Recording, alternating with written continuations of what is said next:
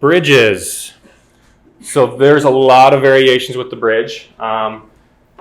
So I recommend kind of starting out, get those feet outside shoulder width apart, just kind of give you more balance. Again, start out with your hands kind of underneath you, more balance there.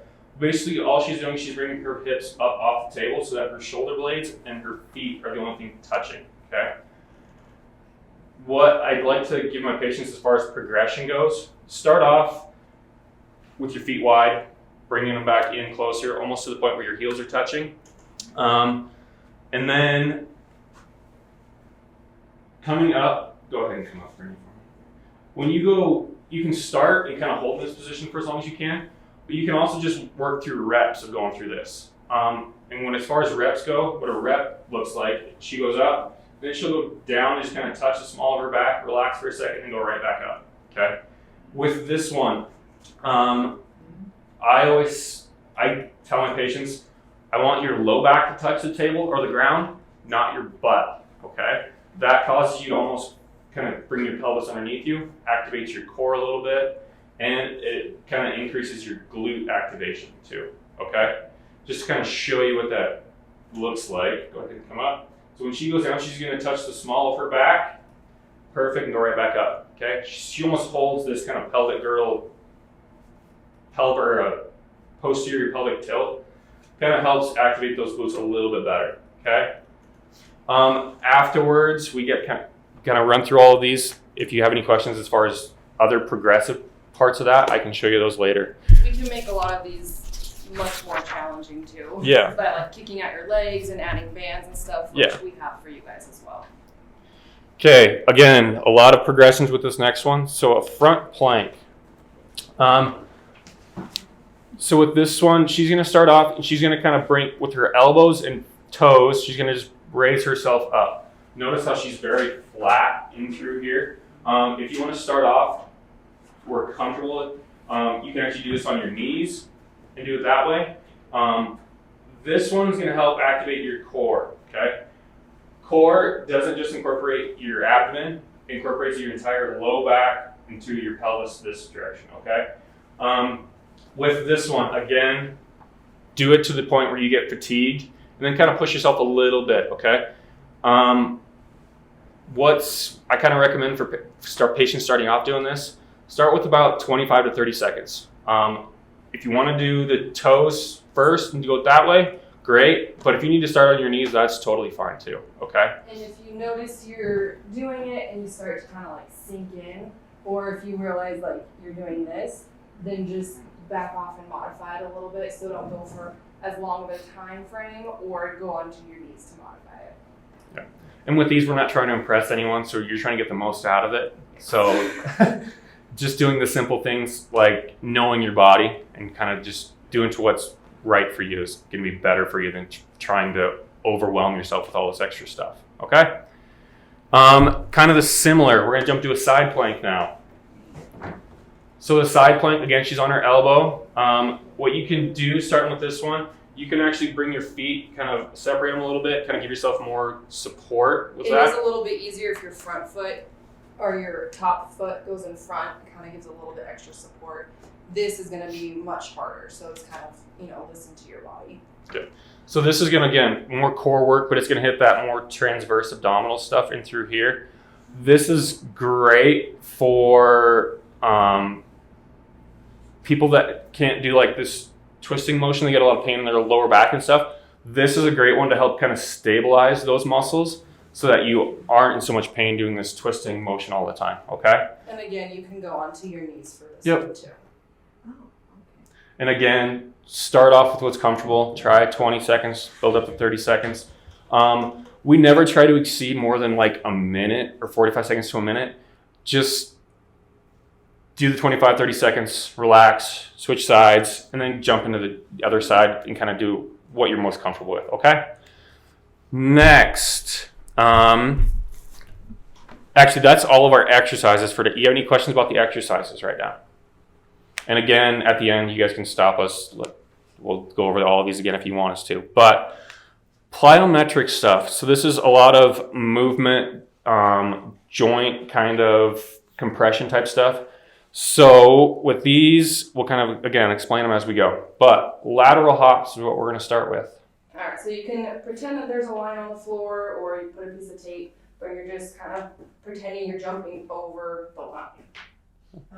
And as far as this one goes, the amount of how high you kind of jump into it doesn't matter. We're trying to work on you getting from one point to the other and stabilizing yourself going from that point to the side, okay? If you need for this one, imagine the line or whatever. If you can get 1 foot over the top of that line while you're doing it, that's totally okay. We just want you to build that kind of strength and plyometric kind of motion as you kind of go. Yeah, and you kind of how Chase did it, you can work into where you're almost like jumping just single foot, and then you can work into where you start to do both feet. And again, you can always hold on to something too. Yep. Okay, and then something similar again. We're going to do a forward back hop. This one it'll be a little easier for you because the muscles that are being used here are kind of used in everyday life, whereas the other ones we kind of lose track of a little bit. But with this one, again, imagine that line's in front of you and you're just trying to get over the top of it and go behind it. The going back part can be a little more difficult. Again, start off with something that you can hold yourself or on your sides. And you can always do like your jump forward and then a step back. Yep. You know, you don't have to actually jump backwards. Again, yeah, it's a progression. So start off with that, and then if you feel comfortable doing it, then do the jump back. Okay, vertical jump. Yeah.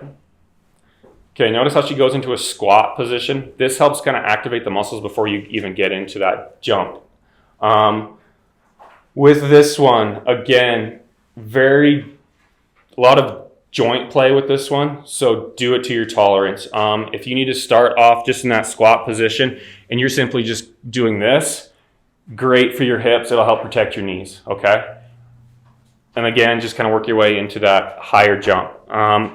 We're not looking for checking your vertical here, so don't try and overdo it. Okay, a long jump, similar to the front to back, but this time, again, she gets in that squat position before she even jumps. Good. Notice how when she jumps and she'll almost catch herself right at the end. This is kind of activate those stabilizer muscles.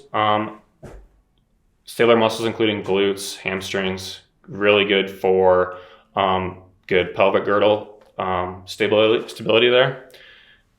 And again, with that one, start with where you feel comfortable and progress up. Okay.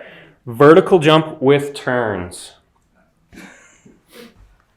So you can do either like a 90-degree turn or a 180. So I'll start with just the 90. So you're just kind of working your way around until you reach the beginning. And then I would say always go both directions. Mm-hmm. And then the 180 is much more challenging. So with these, again, notice how when she jumps into each one, she gets in that back knot squat position. And you always want to try and land on your toes, so you don't want to like land so much through the heels. And then if you're on your toes, then it'll be easier for you to go right back into the next jump. Okay, so these next speed and agility ones, these can also be incorporated into your kind of your warm-up as well. But probably not going to get a lot out of these ones when we're showing you because we don't have a lot of room, but we'll kind of give you an idea what's going on. These next three are better for like a little bit more space. It's similar to like the side shuffle, but you're trying to do like 3 and kind of working back and forth. And again, in that kind of that squat, half knee bent position, helps activate more muscles. You get a little bit more out of it. Okay, and then zigzag. So this one, you can do it a couple different ways. You can do it forward or you can do it backwards, kind of like defensive slides. So if you're going forward, you're kind of like running, plant, and then you're zigzagging in the opposite direction and you'll work your way. And it's kind of hard to do it. So you're just here, plant, so you're working on like changing directions quickly.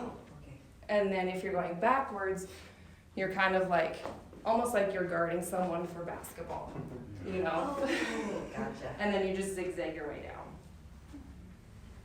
Okay, and then our last one for today is a forward back shuttle run. So this one, obviously you would have more space, but you're just running forward, and then wherever you're at, then you're back pedaling, and then going forward and backwards. And you can start like 25% speed and work your way up to where you're almost like 75% or 100%. With this one, what I kind of recommend is when you get to that kind of that end of where you're running forward, get down to that squat position. So when you go backwards, your momentum's already kind of coming forward. So kind of get that stop position before we kind of go back. And again, stay lower. So I see a lot of people that kind of stand up like this when they go backwards, and that's when we fall Okay. on our backs. Yeah. Okay. But that's all we have as far as warm up, strengthening, plyometrics, and kind of our agility and speed goes. You guys are more than welcome to help yourself to more coffee and treats up there. But that's all we have for today. If you guys have any more questions, just kind of grab us and pull us aside or whatever. Okay. Thank you guys for coming.